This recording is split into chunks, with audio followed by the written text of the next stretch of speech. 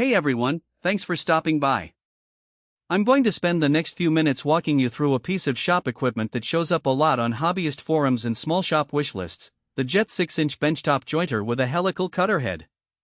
My goal here is not to hype it up, but to help you decide if this is the right tool for your particular workflow, budget, and space constraints. Link is in the description if you want to check the product details on Amazon.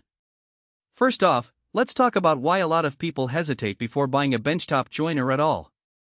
The primary concern is whether the machine will actually fit into a modest shop while still delivering reliable edge-forming results. A lot of budget-focused woodworkers end up with a cheap countertop model that either stalls under load or fails to produce a true, flat surface, leaving them with wasted time and material.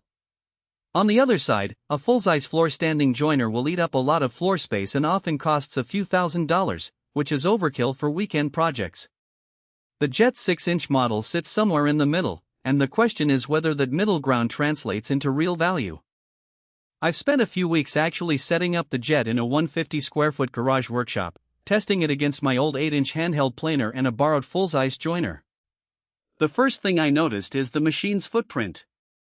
The cast iron table and fence combined with the motor housing make for a solid base, but the entire unit still fits comfortably on a standard workbench that's about 30 inches deep.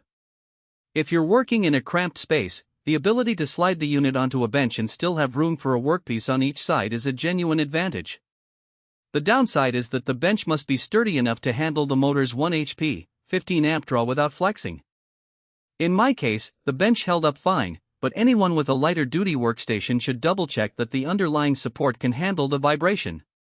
Now let's dig into the core of what a jointer does: flatten the face of a board and square up the edge.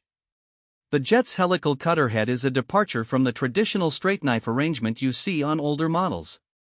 With 14 indexable carbide blades arranged on 4 sides, the cutterhead delivers a smoother cut and tends to stay sharper longer.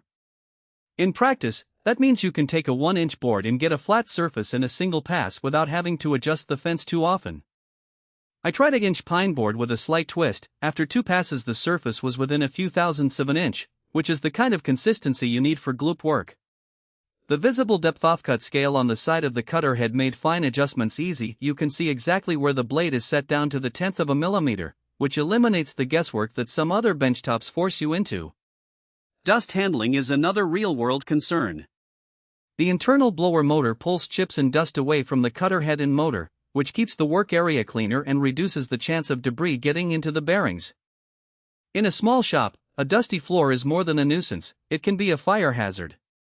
With the Jet, the blower made a noticeable difference. The dust didn't just sit on the tabletop, and there was less need for a separate shop vac directly over the cutterhead.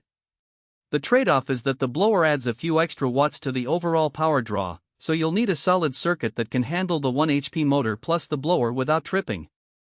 What about the fence?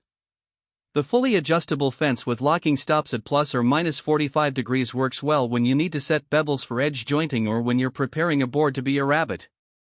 I tried a 45-degree compound angle for a simple picture frame joint, and the fence locked right into place, giving a repeatable angle without any drift.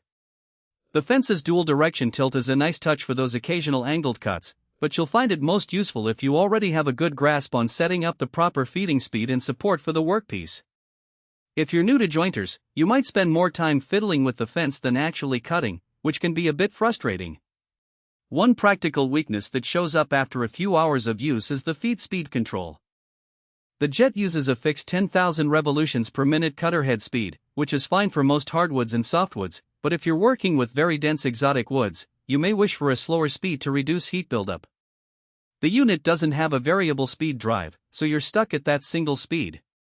In my experience, the 1 HP motor handled a dense walnut board without smoking, but you'll notice a little more resistance and a higher torque demand, which could shorten the motor's life if you push it to the limit regularly. Who should consider buying this Jet jointer? If you're a serious hobbyist or small shop professional who needs a reliable, consistent,